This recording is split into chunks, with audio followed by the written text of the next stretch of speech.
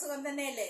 നമുക്കൊരു പുതിയ വീഡിയോ ഞാൻ ചെയ്യാൻ പോവാണ്. ചക്കക്കുരു വറുത്തരച്ച് വെക്കാൻ പോവാണ്, ഇറച്ചിക്കറി വെക്കുന്ന പോലെ.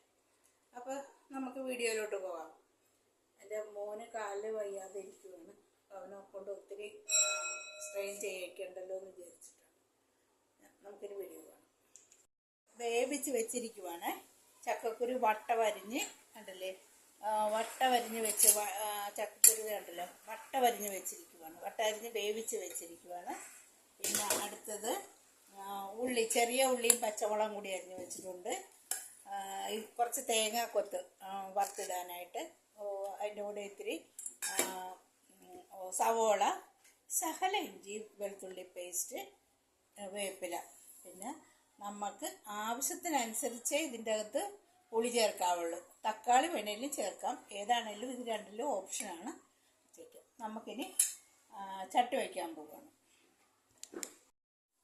തേങ്ങ വറുത്ത് വെച്ചിരിക്കുവാണ്. അതിൻ്റെ കൂടെ തേങ്ങ വറുക്കുന്നുണ്ട് പെരിഞ്ജീരകം, ഇത്തിരി കുരുമുളക്, കറുവാപ്പട്ട, ഗ്രാമ്പൂ, 2 ഏലക്കായും കൂടി വറുത്ത് വെച്ചിരിക്കുകയാണ്. ഇത് നമുക്ക് ഇനി അരച്ചെടുക്കണം. അത് തണുക്കട്ടെ എന്ന് ഓർത്തിട്ടാണ് അരച്ച് വയ്ക്കുന്നത്.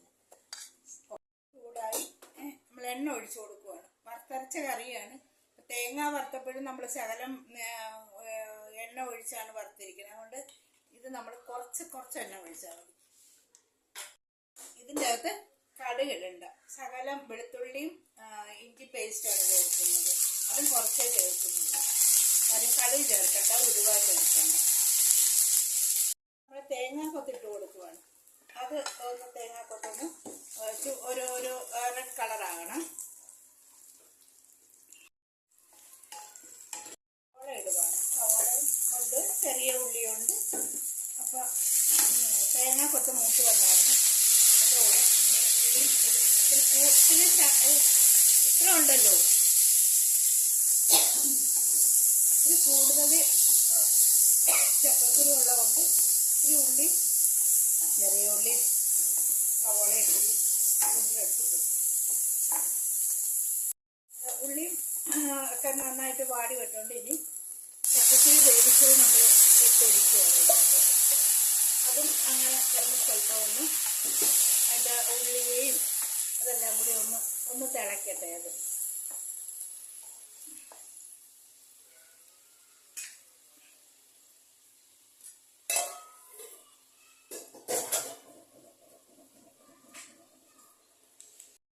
നമ്മൾ ചക്കക്കുരുവും എല്ലാം വാട്ടിയതിൻ്റെ അകത്തോട്ട്, സവോളയും ഉള്ളിയൊക്കെ വാട്ടിയതിൻ്റെ അകത്തോട്ടിട്ട് പിന്നെ സ്വല്പം പുളിവെള്ളം ഒഴിച്ചു കൊടുക്കുവാണേ. ഒത്തിരി ഒഴിക്കണ്ട, ശകലം പുളിവെള്ളം ഒഴിച്ചാൽ മതി. കാര്യം പിന്നെ നമ്മുടെ പുളി നമ്മുടെ ഇഷ്ടത്തിനനുസരിച്ച് ഇടണം. ചക്കക്കുരുവിൻ്റെ അകത്ത് ഉപ്പിട്ട് വേവിച്ചതാണ്. അതുകൊണ്ട് നമ്മൾ ഇനി ഉപ്പിടുന്നില്ല, ചാറിന് ഉപ്പുണ്ടാവും.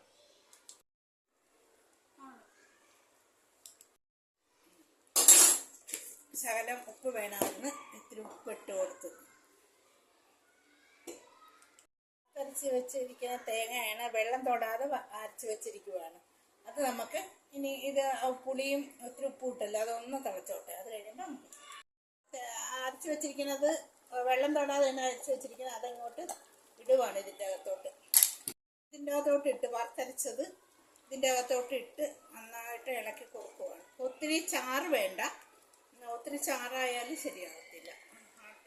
ടേസ്റ്റ് വരണമെങ്കിൽ ബാക്കിയുള്ളതും കൂടി ഇങ്ങോട്ടെല്ലാം കഴുകി നന്നായിട്ട്, വെള്ളം തൊടാതെയല്ലേ അരച്ചത്. അപ്പം മിക്സിയിൽ എണ്ണയൊക്കെ പിടിച്ച് അങ്ങനെ ഇരിക്കുമോ, ഇങ്ങോട്ട് വരാൻ നല്ല പാട്. അത് എല്ലാം അതിൻ്റെ അകത്തോട്ട് ഒഴിച്ചു കൊടുത്ത് കൃത്യമായിട്ട് നമുക്ക് അതിൻ്റെ ചാറ് നോക്കിയെടുക്കാം. നന്നായിട്ട് തിളച്ച് എണ്ണയൊക്കെ തെളിഞ്ഞ് നമ്മൾ വേപ്പില, കൂടുതൽ വേപ്പിലയും കൂടി ഇട്ട് കൊടുക്കുവാണ്. ഇട്ട് കൊടുത്ത് ഓക്കെ ആയി. കറക്റ്റ് ഉപ്പും പുളിയൊക്കെ ഉണ്ട്. നമ്മളപ്പോൾ ഇത് നമ്മളിനി ഇറക്കാൻ പോവുകയാണ്. അപ്പം നമ്മൾ ഇത് ഇട്ട് നോക്കണം, ചെയ്ത് നോക്കണം. ടേസ്റ്റ് ആയിരിക്കും, നന്നായിരിക്കും. കാര്യം നന്നായിട്ട് തിളച്ച് എന്നാൽ 2-3 ദിവസം ഇരുന്നാലും ഇത് വളിക്കത്തൊന്നുമില്ല. നന്നായിട്ട് കറി തിളക്കാതെ വരുമ്പോഴാണ് പെട്ടെന്ന് വളിച്ച് പോകുന്നത്. ഇത് നന്നായിട്ട് തിളപ്പിച്ച് വെച്ച് ഇതിൻ്റെ ആവി പോകുന്ന രീതിയിൽ നമ്മൾ മൂടി വെക്കുവാണ്. അപ്പോൾ ഇനി അടുത്ത ഒരു വീഡിയോ ആയി വരുന്നവരെ, ഇനി നമുക്കിനി അടുത്തൊരു വീഡിയോ ആയിട്ട് വരുന്നവരെ ബൈ, ടാറ്റാ.